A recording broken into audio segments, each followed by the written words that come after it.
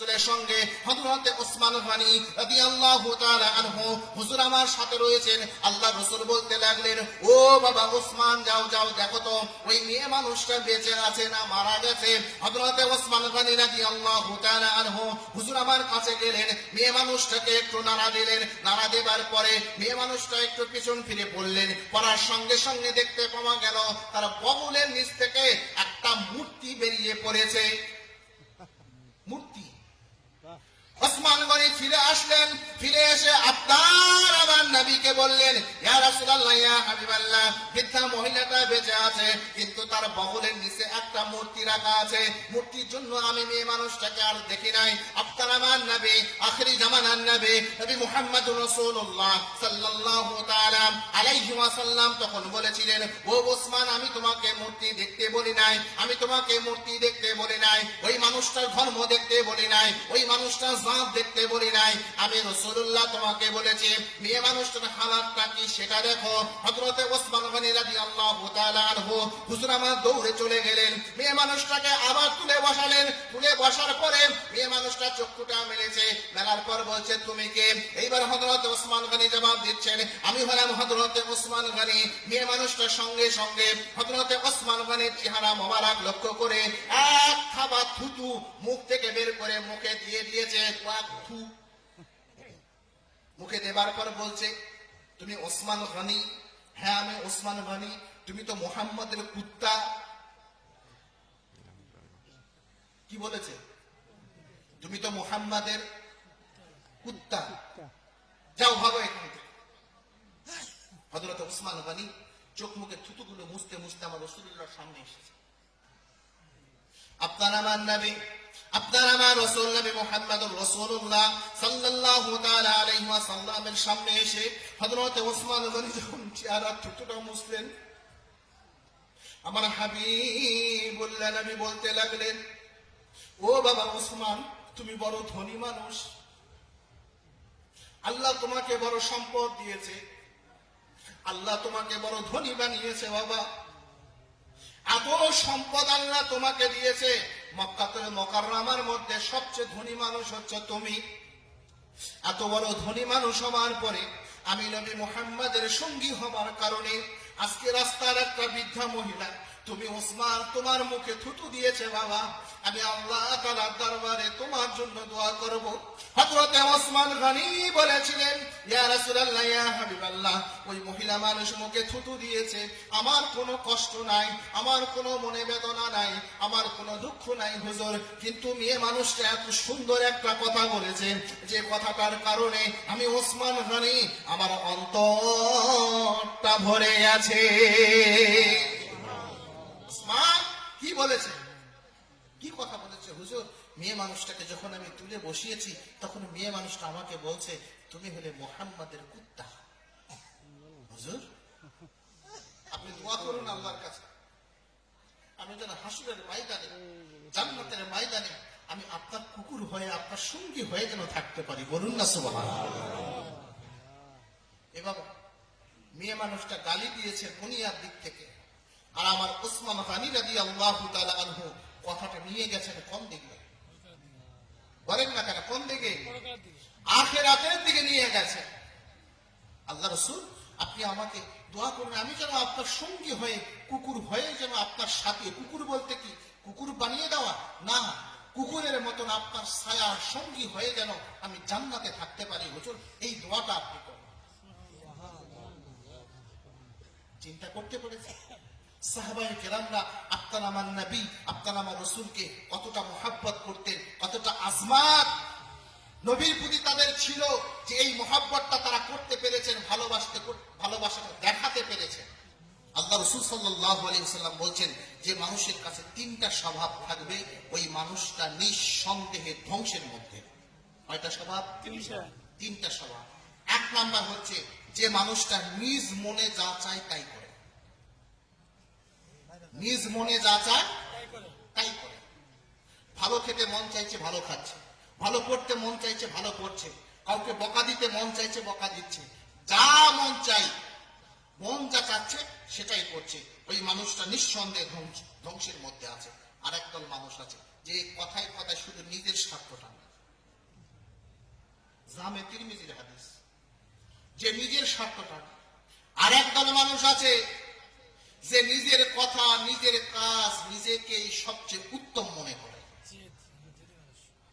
দুনিয়ার আর কোনো মানুষ ভালো নাই, আমি একাই ভালো। কথা বলেন, দুনিয়াতে আর কেউ ভালো নাই, আমি একাই ভালো। আমি ভালো, আমার ভালোর থেকে আর কোনো ভালো নাই, অতএব আমার আর কারো ওয়াজ শোনারও দরকার নাই, আমার আর ওয়াজ শোনারও দরকার নাই। এমন যদি মন মানসিকতা থাকে, আমার রাসূলুল্লাহর হাদিস অনুযায়ী নিঃসন্দেহে ওই মানুষটা ধ্বংসের মধ্যে আছে। আমার আল্লাহ রাসূল বলছে।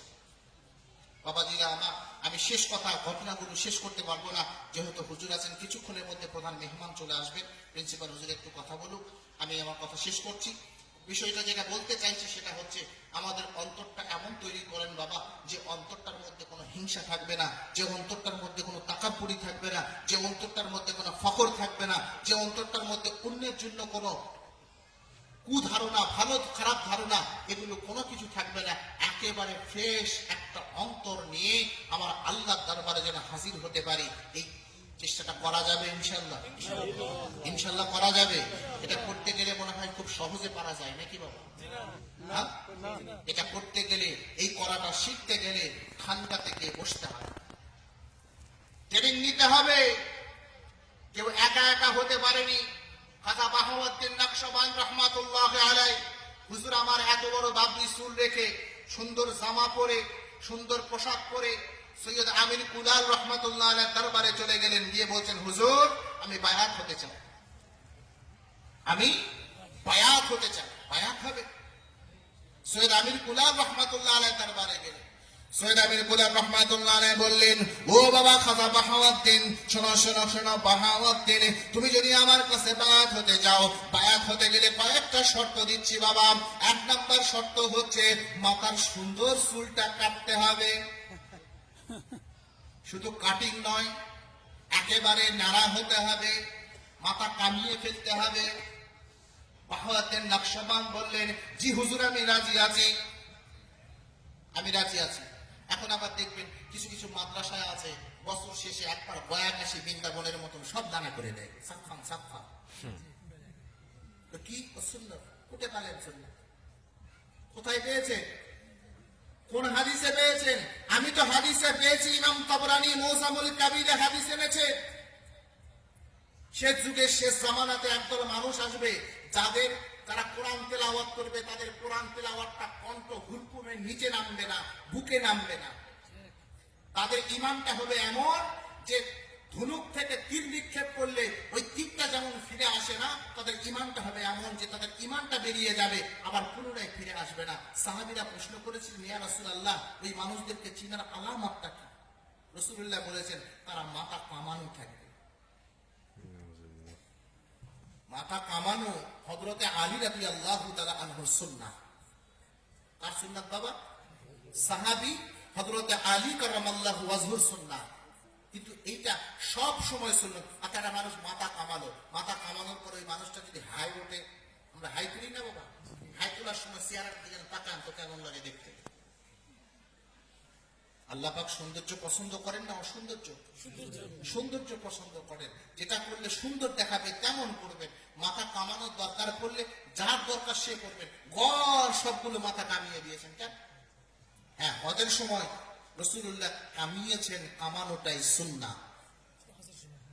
কথা বোঝেননি বাবা? অন্য সময় না। তখন বাহাউদ্দিন নকশবন্দ বললেন, তোমার মাথার চুলটাকে কামাতে হবে। বাহাউদ্দিন নকশবন্দ মাথার চুলটা কামিয়ে দিলেন। তারপরে বললেন, বাবা শরীরের সুন্দর জামা পোশাকটা খুলতে হবে। তখন বললেন, হুজুর খুললাম, তো চটের পোশাক করতে হবে। জি হুজুর করলাম।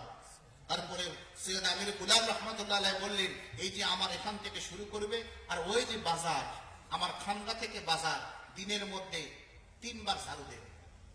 কয়বার? 3 বার ঝাড়ু দেবে। এটা দিতে থাকো, তারপরে চিন্তা করব মুরিদ করা যায় কি যায়। আর এখন আমরা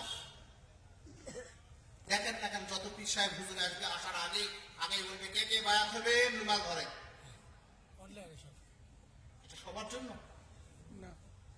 এটা মুজাদ্দিদে জামান পীর আবু বকর সিদ্দিকী আল কুরাইশি রাহমাতুল্লাহ আলাইহিকে তার পীর ও মুর্শিদ শাহ সুফি ফাতে আলী ওয়াইসি রাহমাতুল্লাহ আলাইহি ইজাজত দিয়েছেন, আপনাকে আমাকে ইজাজত দেননি। যেখানে যাবেন, যে মজলিসে যাবেন, যে জায়গায় যাবেন, গড়ভাবে সব মানুষকে বায়াত করাবেন আর নিজের মুরিদ বানিয়ে নেবেন না, এমনটা তো বলেননি। কে মুরিদ হতে চাইছে আপনার কাছে খুঁজে চলে আসবে, কি বাবা, তাই না? আমার দরকার, আমি খুঁজে যাবো। বাহাউদ্দিন নকশবন্দ রাহমাতুল্লাহ আলাইহি বললেন তুমি ঝাড়ু দাও। সৈয়দ আমির কুলাল বললেন বাহাউদ্দিন এই মাথার চুলটা কামাও, জামলার পোশাকটা পরো, চটের পোশাকটা পরো, আর প্রত্যেকদিন রাস্তা ঝাড়ু দাও। কেন? তার ভিতরে অহংকার ছিল, ফখর ছিল। ওই চুলটা রেখেছে যত্ন করে, প্রত্যেকদিন তেল দেয়, শ্যাম্পু দেয়। হ্যাঁ, এই চুলটা কেটে ফেলে, চুলটা কেটে ফেলছে। কয়েকদিন আগে একটা ভিডিও দেখলাম, আর্মির চাকরির জন্য লাইনে দাঁড়িয়েছে, ওই আর্মির মানুষরা চুল কাটে দিচ্ছে। একজনের চুল কাটতে গেছে, বলছে আমি চাকরি করবো না স্যার। চাকরির থেকে ওর চুলটা রাখাটা বড় কথা, বুঝতে পারছেন? এই জন্য হুজুর কি বললেন যে আগে তার এই সৌন্দর্য দুনিয়ার মোহটা কাটাতে হবে। চুলটা কেটে মাথা নাড়া করলেন, চটের পোশাক পরলেন, রাস্তা ঝাড়ু দিচ্ছেন 3 দিন, দিনে 3 বার ঝাড়ু দিতে দিতে দিতে হঠাৎ করে বাহাউদ্দিন নকশবন্দ রাহমাতুল্লাহ আলাইহি একদিন একটা জঙ্গলের পাশে ঝাড়ু দিচ্ছেন। ঝাড়ু দেবার সময় দেখতে পেলেন জঙ্গলের ভিতরে একটা কবরস্থান, কবরস্থানের ভিতর থেকে একটা কুকুরের বাচ্চা, একটা কুকুর, মা কুকুর কবরস্থান, ভাঙ্গা কবরস্থান থেকে বের হয়ে কবরের পাশে পাঁচিলের উপর দাঁড়িয়ে আছে। দাঁড়িয়ে এদিক ওদিক দেখছে, দেখে আবার কবরের ভিতর ঢুকছে। বাবাজিরা আমার, বাহাউদ্দিন নকশবন্দ রাহমাতুল্লাহ আলাইহি হুজুর আমার ওইভাবে কয়েকবার লক্ষ্য করলেন। লক্ষ্য করবার পরে কবরস্থানের পাশে এসে দাঁড়িয়ে গেলেন। কবরস্থানের পাশে দাঁড়িয়ে বাহাউদ্দিন নকশবন্দ রাহমাতুল্লাহ আলাইহি হুজুর আমার কবরটা দেখতে লাগলেন। কবরের মধ্যে কি আছে? কুকুরটা এমন করে তাকাচ্ছে কেন? কুকুরটা এমন হালাত তৈরি করেছে কেন? কুকুরটা বারবার ফাঁসির উপরে উঠছে, আবার কবরস্থানে নামছে। ঘটনাটা কি দেখতে গেলেন খাজা বাহাউদ্দিন নকশবন্দ রাহমাতুল্লাহ আলাইহি হুজুর আমার কবর, ভাঙ্গা কবরটার কাছে গিয়ে যখন কবরটা সরিয়েছেন, সরানোর পরে দেখতে পাচ্ছেন ওই কবরের মধ্যে কুকুরের 3টা বাচ্চা রয়েছে। কি আছে? 3টা বাচ্চা ওখানে বাচ্চা দিয়েছে। মা কুকুরটার ক্ষুধা লেগে গেছে, মা কুকুরটা ক্ষুধা লেগে গেছে। মা কুকুরটা একবার বাচ্চার কথা ছেড়ে দিয়ে খাবারের জন্য দৌড়ে পাঁচির উপরে উঠছে। পাঁচির উপরে ওঠার পরে ওই সময় কুকুরটা যখন চিন্তা করছে আমি খাবার নিতে যাব, খাবার নিতে যদি যাই এমন সময় হতে পারে আমার বাচ্চাগুলোকে শিয়াল এসে খেয়ে ফেলবে, আমার বাচ্চাগুলোকে শিয়াল খেয়ে নেবে। এই চিন্তা করে মা আবার নামিয়ে আসছে, আবার বাচ্চাগুলোকে এক নজর দেখে যাচ্ছে। আবার যখন ক্ষুধার কথা মনে হচ্ছে আবার লাফ দিয়ে উঠে পাঁচিলের উপর উঠছে। খাজা বাহাউদ্দিন নকশবন্দ রাহমাতুল্লাহ আলাইহি হুজুর আমার এই অবস্থাটা যখন দেখতে পেলেন, দেখতে দেখতে হুজুরের মনে দয়ার উদ্রেক হলো, ভালোবাসা পয়দা হয়ে গেল, মুহাব্বত পয়দা হয়ে গেল। পয়দা হওয়ার সঙ্গে সঙ্গে খাজা বাহাউদ্দিন নকশবন্দ রাহমাতুল্লাহ আলাইহি বাজারের মধ্যে গেলেন, 2 টাকার হালুয়া কিনলেন, একটু রুটি কিনলেন, রুটি কিনে নিয়ে এসে ওই কবরস্থানের পাশে, সংক্ষেপে বলছি বাবাজিরা আমার, কবরস্থানের পাশে ওই পাঁচিলের উপর দাঁড়িয়ে খাজা বাহাউদ্দিন নকশবন্দ রাহমাতুল্লাহ আলাইহি একটু রুটি ছিঁড়ে ছিঁড়ে হালুয়া দিয়ে মেখে কুকুরের সামনে ফেলে দিচ্ছে, আর কুকুরটা গপ গপ করে খাচ্ছে। খাওয়া যখন শেষ হয়ে গেছে এমন সময় বাহাউদ্দিন নকশবন্দের দিকে কুকুরটা তাকিয়ে থেকে কুকুরের ভাষায় আমার আল্লাহ তাআলার দরবারে কুকুর কি বলে নিয়েছে আমার আল্লাহ জানে আর কুকুর জানে। এমন সময় খাজা বাহাউদ্দিন নকশবন্দ কুকুরের কাছ থেকে ফিরে এসে রাস্তা ঝাড়ু দিচ্ছেন। পীর মুর্শিদের আগে দিনে 3 বার করে ঝাড়ু দিতে হবে, 3 বার ঝাড়ু দিচ্ছেন। হঠাৎ করে খাজা বাহাউদ্দিন নকশবন্দ রাহমাতুল্লাহ আলাইহি হুজুরের কানে একটা আওয়াজ ভেসে আসলো, সৈয়দ আমির কুলাল রাহমাতুল্লাহ আলাইহির আওয়াজ, তার পীর মুর্শিদের আওয়াজ। ও বাবা খাজা বাহাউদ্দিন, ও বাবা খাজা বাহাউদ্দিন, থামো বাবা, থামো, থামো বাবা, থামো, থামো বাবা, থামো। আর তোমাকে রাস্তা ঝাড়ু দিতে হবে না, আমার আল্লাহ রাব্বুল আলামিন আমাকে জানিয়ে দিয়েছেন তোমাকে বেলায়েতের দরজা দান করেছেন, তোমাকে ওলিত্বের দরজা দান করেছেন। যাও বাবা যাও, আজকের পর থেকে আমি আমির কুলাল রাহমাতুল্লাহ আলাইহি জানিয়ে দিলাম তুমি খাজা বাহাউদ্দিন শুধু বেলায়েতের দরজা লাভ করনি, তুমি তরিকতের ইমাম হয়ে গেছো।